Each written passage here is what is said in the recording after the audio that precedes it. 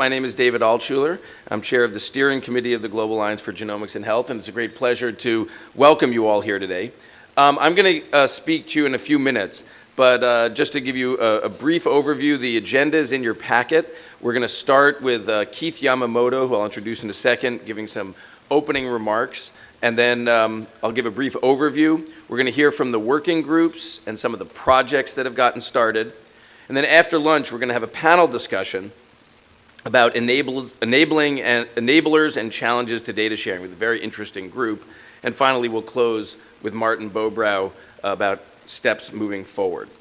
But we're going to jump right in. We have a packed agenda.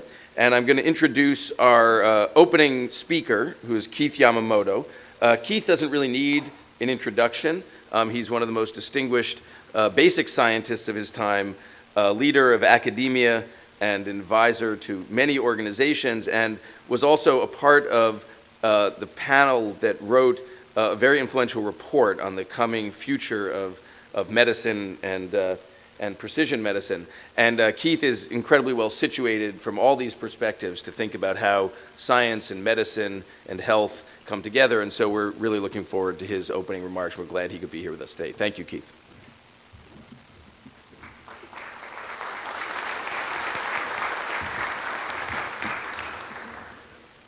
Wow, this is going to be great. I can't really see the screen from here.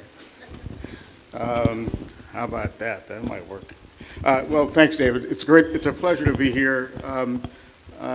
The organizing committee, I really appreciate the invitation and asked me to make some comments that would help to place your efforts in some perspective, in a somewhat broader context. And really what I must do is to begin by just thanking you and congratulating you for taking on this incredible challenge that you have taken on.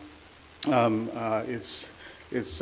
are big ideas that have to be dealt with in great detail, and it's remarkable and inspiring to see the hard work that is going on within this alliance. Some of you have heard me say before that if universities were planned beginning with the parking problem, there would be no universities. And you have been able to avoid that dilemma by really beginning by enunciating not only the challenges, which are many, but the amazing opportunities that really come with being able to pull together, share, aggregate, analyze genomic information at the scale the incredibly ambitious international scale that you are all involved in. So thank you for all that. I am going to try to put this in a broader context. David mentioned this National Academies report that I'll talk a little bit more about as we dig into this. But in the title was this phrase, precision medicine. And so I'm going to talk about this notion of what's happening with your alliance in this broader context of being what I consider to be very distinctly at the leading edge of precision medicine. And I think that the big idea is that this really holds the promise to be a real revolution across this incredible spectrum of research, the way that research is done, the way that we all do research, health and health care, and a broad spectrum that I think is important for us to be thinking about. So why the opportunity, why the idea of a revolution? And I think it stems from this idea, which is that research in medicine is really at an inflection point, that we've enjoyed an incredible run-up of impactful information over the past, let's just say 30 years or so. And what we mean by that is that we've gotten incredibly skillful at collecting data and describing what we see before us in greater and greater detail. Despite all that, it's led to what I think is fair to call, and I'll define in a moment, imprecise medicine. And we now stand at this inflection point that challenges us all to really be able to understand something further in order to move ahead. But what is ahead is exciting and worthwhile. And that is that we can achieve really a mechanistic understanding. And as you all know, the difference between data and understanding is vast. If anything, it's getting bigger, that gap. But the impact of being able to do that is to achieve this idea of precision medicine. So then the question is, how do we get through that inflection point? Is there really this stall that we're all faced with of an information deluge that is still looking for understanding? I think there is, and I would argue, I'm going to argue in the course of this talk, that moving through that inflection point really is going to require three levels of cooperative interactions. And I'll talk about two of them here and then one at the end of the talk. So the first one is a measure of integration that goes beyond what we have now, to be able to integrate, store, analyze biological information, incorporating concepts and technologies, not just from the traditional life sciences and biomedical research that we're all familiar with, but from increasingly incorporating the concepts and methodologies of the physical sciences, engineering, computer science, and so forth. And the second level of this cooperative notion is to develop really a working continuum from fundamental discovery through translation and clinical studies, population studies, practice, patients, well people, and back, that it really is that building that kind of continuum. I wasn't able to be here last year, but I know that when Harold opened the first of these plenary meetings, Harold Varmus talked about this idea of building an ecosystem. This really is that. I'll be using the word continuum in that context, and it's the other level the second level of integration that I think we need. I'll talk about a third one at the very end, as I said, but I think that it's that kind of new cooperative interaction that we're going to need, that incorporates broader concepts, that brings together the whole community that ranges from very fundamental curiosity-driven researchers to the community at large in order to be able to pull this off and make it work. So what do I mean when I say imprecise medicine? It really is where I think we are now.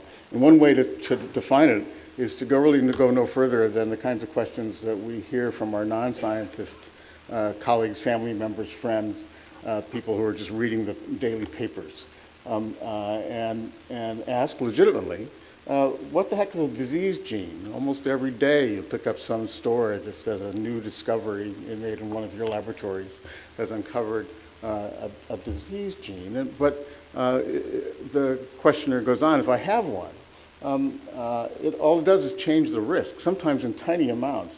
The really scary story of a 5-fold increase in risk for cardiovascular disease, and you read further down and you find out that the 5-fold is to go from 0.02 to 0.1. So what's going on? Why does disease diagnosis so often seem almost like guesswork? People think that scientists are, particularly legislators, think that scientists are sort of flipping coins rather than really figuring out new facts and information. And what's the story with this depth of research that scientists talk about? Why is it that gathering more information, just collecting information about me, about mice and flies and so forth, going to make my health any better? So a form of an answer to these questions of what is imprecise medicine and why is it that we are where we are is this, and that is that normal biology, we won't worry about disease for now, is incredibly complicated. And one of the ways that we've been able to enrich our endeavor in the past 30 years is seeing levels of complexity that we didn't imagine, and being able to observe those and describe them in great detail. In many cases, most cases, we don't yet know the mechanisms behind that complexity. We know that it is controlled by intersecting, complicated, overlapping, cross-talking networks, and so that makes that network aspect makes everything very, very highly context dependent, makes things change with small perturbations, some of which we know about and build into our experiments, and some of which we do, many of which we do not. So because disease then is a deviation from health, the normal situation, that means that it's obligate then that disease also is complicated, and understanding it is going to require an understanding of these many broad context mechanisms. So what if we change the way that we classify disease? This is one of the root questions that this National Academies Committee, that I'll talk about in a moment, asked itself. And change the way we classify disease from what we all know is the conventional mode of organs and symptoms. You need to look no further than the organization of your medical schools, the organization of the NIH, for example, broken down by study areas of organs and symptoms. So we know that that's a rational idea. It doesn't take really much thought, and even non-scientists know that there is at least one reason that it would seem rational to redescribe or reclassify disease by mechanisms, and that is that one disease state can have multiple distinct molecular underpinnings. So the person on the street knows about type 1 and type 2 diabetes, and scientists know that each of those has multiple root mechanisms. So same disease, the name, but multiple mechanisms. It stands to reason that you might want to study them not as separate diseases rather than a single one. Cancer, of which there are many experts in the room, of course we know fractionates very rapidly into multiple disease types. And I'll just pick out one example to discuss really briefly, and that's HER2 cancer. So HER2 is, in the classical newspaper sense, a disease gene. Its overexpression does not predict breast cancer, but rather it predicts an increased risk for breast cancer. So classical disease gene in that sense.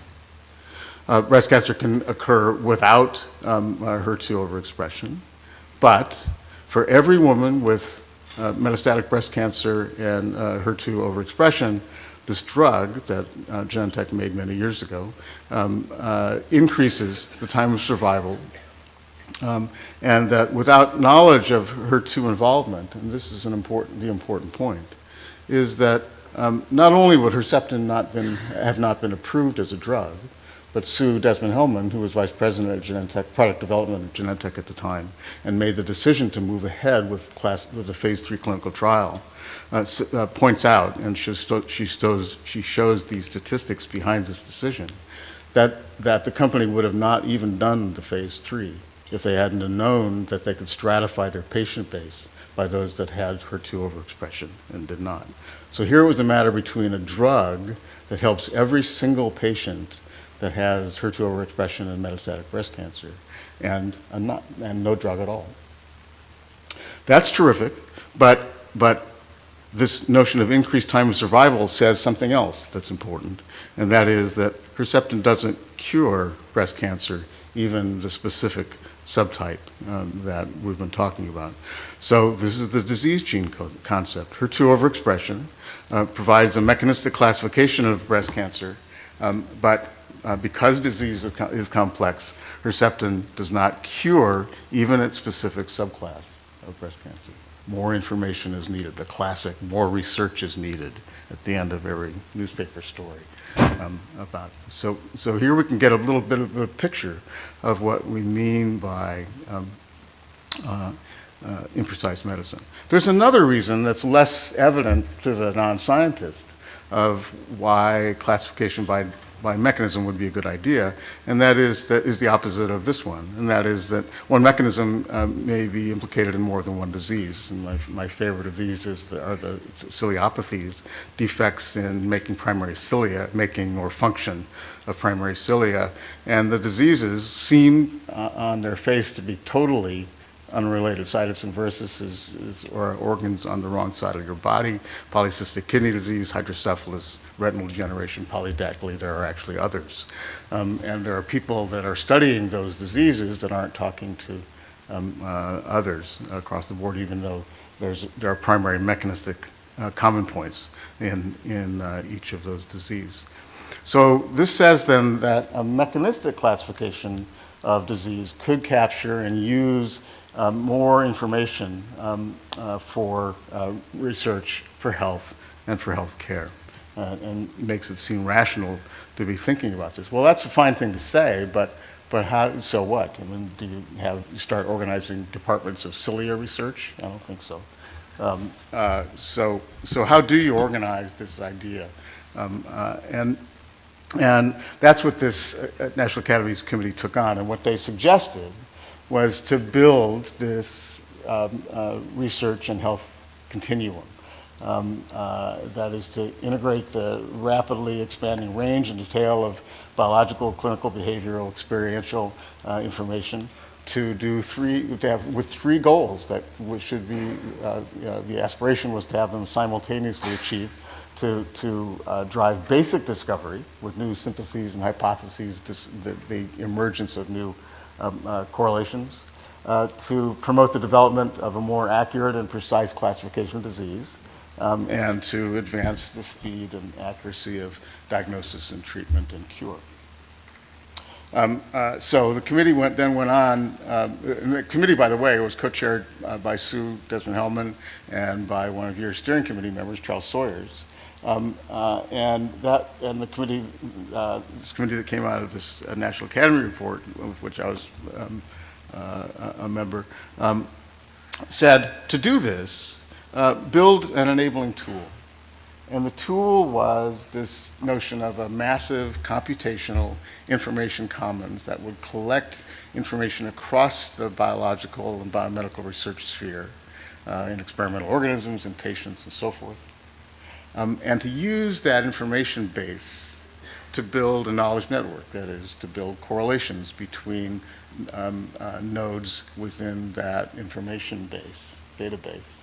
To correlate and align disparate information, to motivate new research, to motivate teams coming together in new ways to ask questions that they couldn't ask by themselves, to convene all the stakeholders across the board, including patients, into this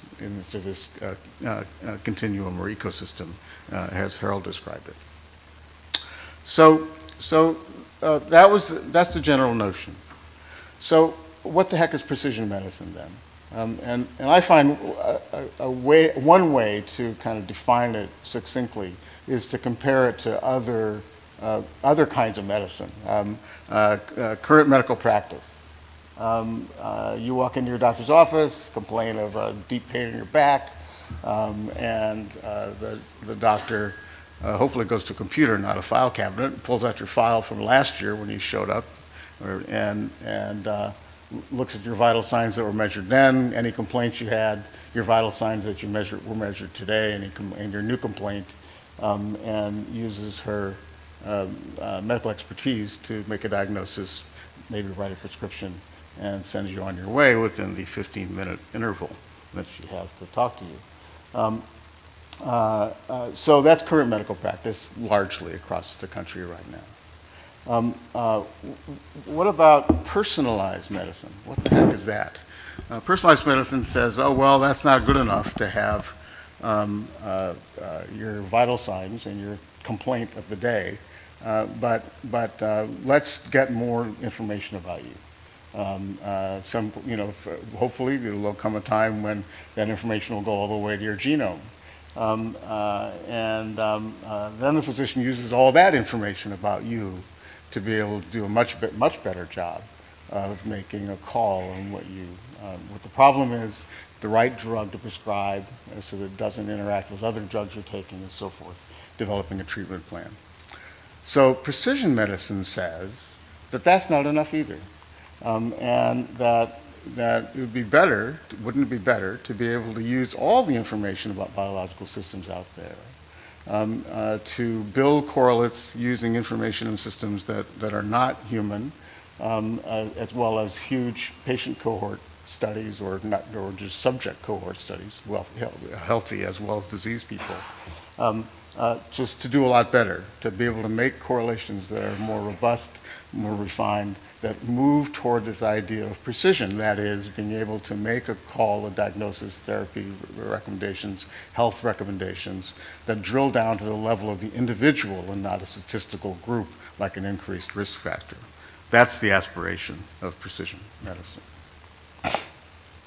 And I would argue that your alliance really is at the leading edge, as the title of my talk said, of both the opportunities and the challenges. And I think you've done a marvelous job of being able to enunciate a spectrum of both of those. And I think that, therefore, I think that the alliance kinds of things that you're doing are really going to be leading the way in making, driving other kinds of changes in other technologies and approaches that can make precision medicine a reality.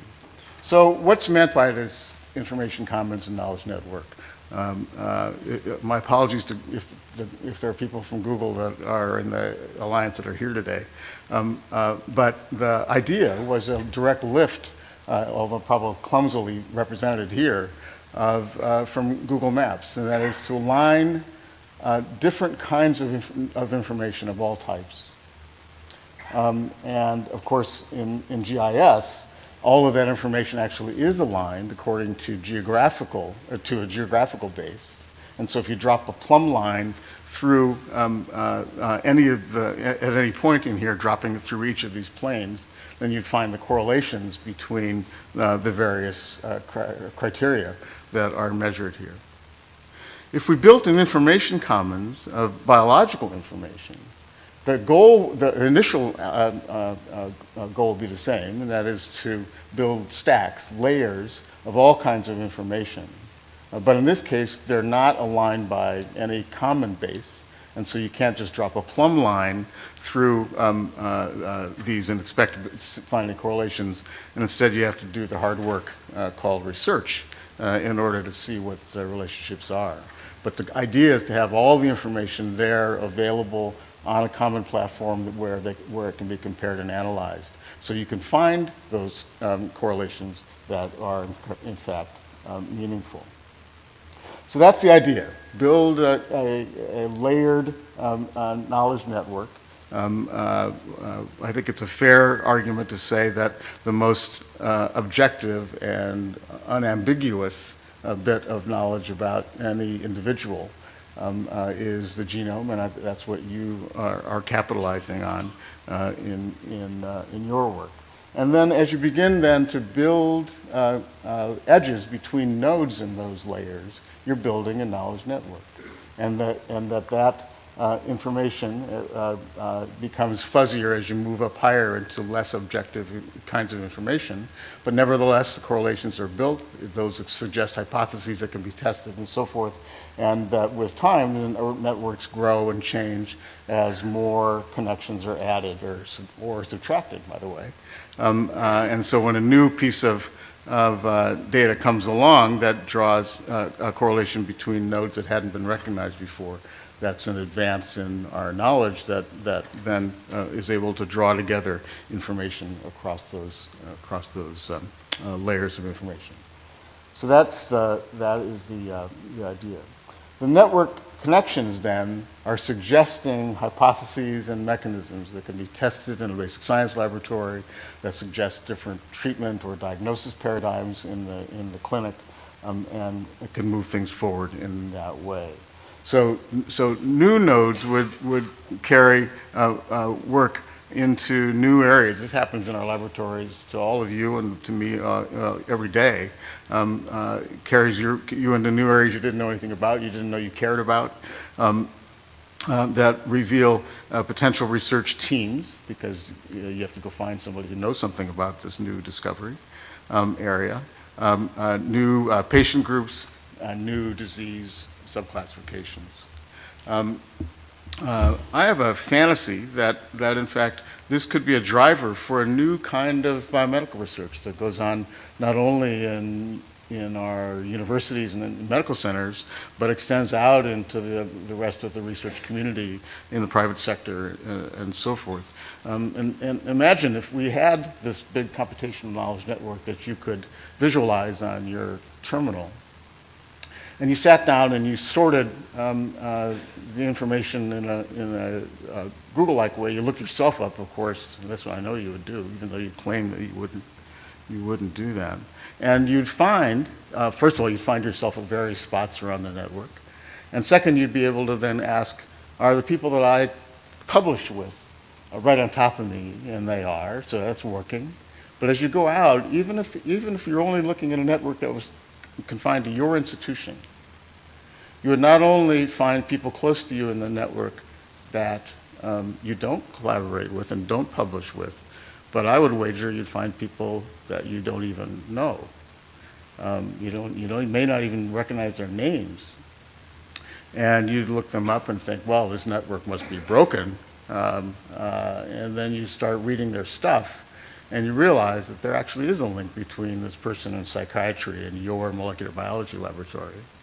And so you have coffee with her and discover that you could actually do something together and ask and answer a question that you couldn't ask, but either of you asked by yourselves, if you then recruited 2 or 3 other people from different disciplines in and made a team.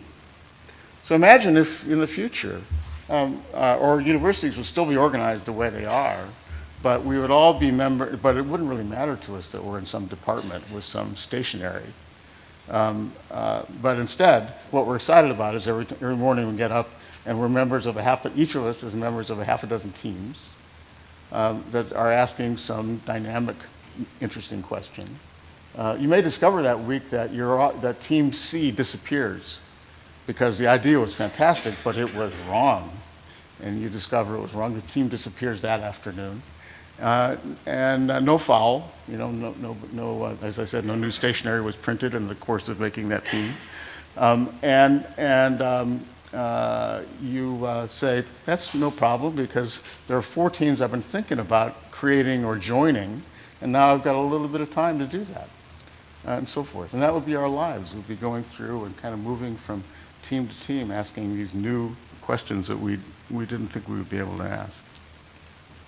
And this would be enabling for all stakeholders, patients and citizens, academia, industry, education, funding and regulatory agencies and so forth. You could see how this could build in powerful ways.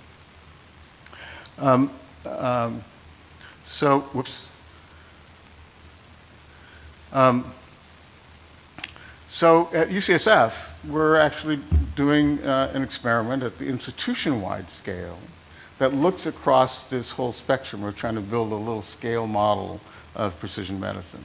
And I think one of the fascinating ways that your effort operates is that it's slightly orthogonal to efforts like this one, where instead of trying to build out the whole endeavor, you're drilling down on the challenges and opportunities involved in genomics. And so the little guys in gray there are sort of a platform that we've developed. We have leads in each of these areas. I'm not going to go into them. But the important point is that this platform is not a representation that says that people at UCSF will do all of this stuff, just like with all of you. And the key thing is to build interactions. And so this serves both as an organizational base for what happens within the institution and as a core in which each of these groups is charged with outreach to outside of the walls of UCSF to make connections that will increase the power or actually be enabling. There's a lot of stuff on here that we don't know how to do. And so obviously, in this case of the Alliance, there's a direct connection, hopefully in both directions, with the genomic medicine effort, which is chaired by Bob Nussbaum. I don't know if he's here, but I know that he's been connected with this group in the past. And so forth. So for each of these, there will be this outreach component, and you can see how the Alliance comes into play in a significant and important way, even with this single institution scale model of the whole endeavor. So just a little bit of further information about the UCSF Knowledge Network. We've chosen to nucleate it from two routes. You don't have to root a network as you build it, but we chose to because we thought we could get some early wins that way. And neuroscience and neurological disease is one route. Oncology and cancer, which is chaired by Laura Vanthier, who is here, as the other one. We chose those for some pretty good reasons. One of them that's relevant to this group is that we knew that neuroscience and neurological disease are imaging heavy and genomics light, and oncology and cancer is the opposite. It's genomics heavy and imaging light. Both have aspirations to be able to gain more in the other direction, and so we thought by rooting the two of them together, that would actually help to promote that, and that's happening. The idea then is to build this integrated, visualizable access to basic translation of clinical and population data to converge expertise across this spectrum that then points out for us the need and opportunities for building partnerships, in our case within the San Francisco Bay Area, that really help to enable this for everyone, hopefully for everyone involved. So I'm going to give just a couple of closing slides looking at one example of how this is coming into play.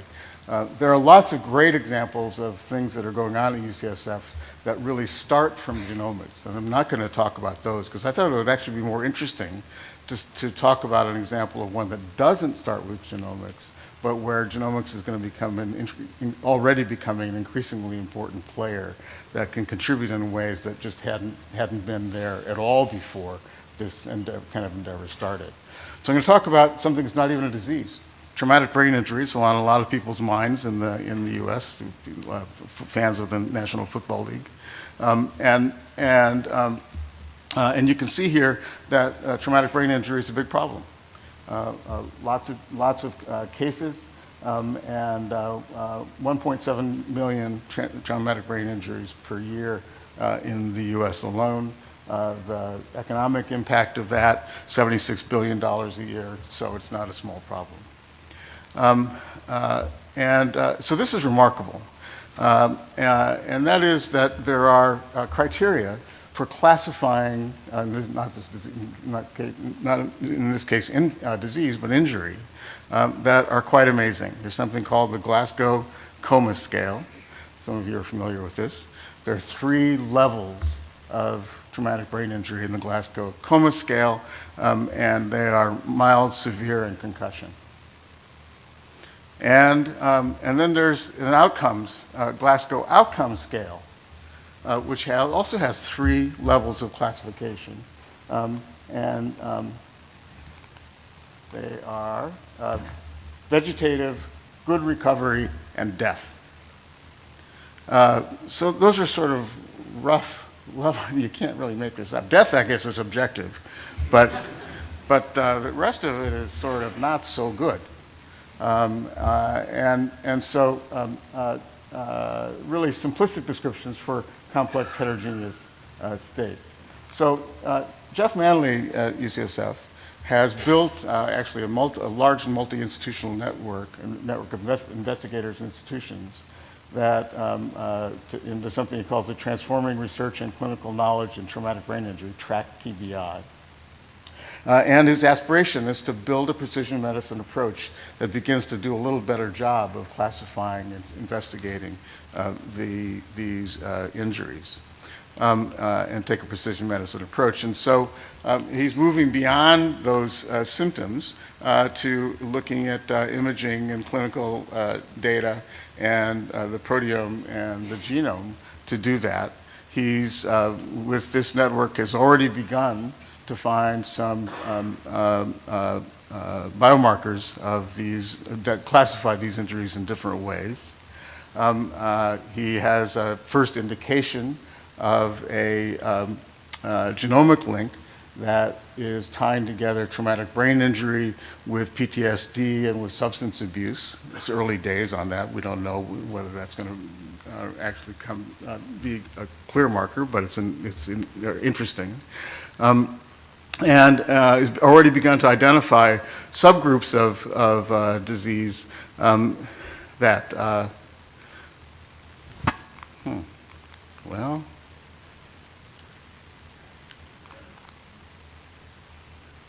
there we go, that are stratifying his population in ways that allow him to define classes of these diseases that he didn't have before. He's following these in longitudinal ways. This kind of pointer is marginal. And then looking across time and levels of injury, that's giving him descriptions of these diseases that are far deeper than what he had before. And he's very excited about being able to include genomic information of increasing detail. I don't really want to do all that yet. Sorry. Can we go back a slide? There we go. Whoops.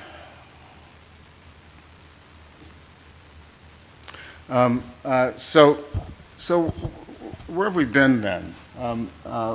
We started with this notion of an inflection point, and the value of being able to move through it to reach real understanding, and doing it by integrating across different modes, different types of scientific investigation, and building this continuum from basic research to the community. The third level of the cooperation that I mentioned is here, and that is this integration across these three planes,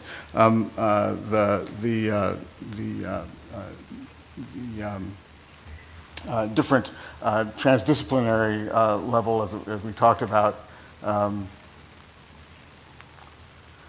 then the biomedical continuum. And then the third level that I hadn't mentioned yet, except to say that we need to be building new kinds of interactions with the private sector, is that really we need synergy across all of the stakeholder groups that I've shorthanded here according to domain names of edu.com, .gov, and .org. New levels of cooperation across that spectrum are really going to be what's needed. And I think what is powerful is that your alliance is really foundational on all three of these planes. And again, the kinds of things that you're doing in terms of taking leadership in these areas, I think will be be at the lead of being able to develop this idea of precision medicine. So I really do regard the work that you're doing as the leading edge of precision medicine. The challenges are great. You're aware of them, your working groups, the kinds of products that you've developed already, and the things that you're taking on as challenges now really represent this in detail. To aggregate, share, analyze these vast collections of genomic and down the road other kinds of biological data, and really being able to move to this notion of creating this knowledge network that would be enabling of precise diagnosis and treatment decisions that would go all the way to the level of individuals, that would build new kinds of alliances within research laboratories or cross laboratories, advanced clinical care, informed patients, and citizens. Each of those has embedded within them some of the things that you're working in detail on of great challenges, but they're really worth taking on, because the outcomes will be incredibly meaningful and important. I've listed 4 here that I think are worthy of note.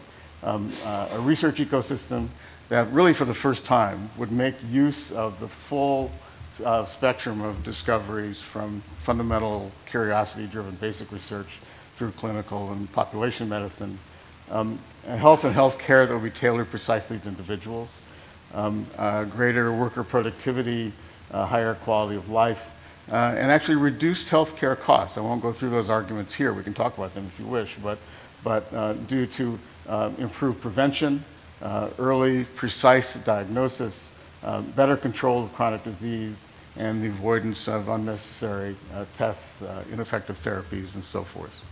So, as I said, I congratulate you and thank you for your efforts. I think that what you're doing is of spectacular significance, not only within this area of looking at genomics and the genome, but in building this larger endeavor in this bigger context of precision medicine. So, thank you.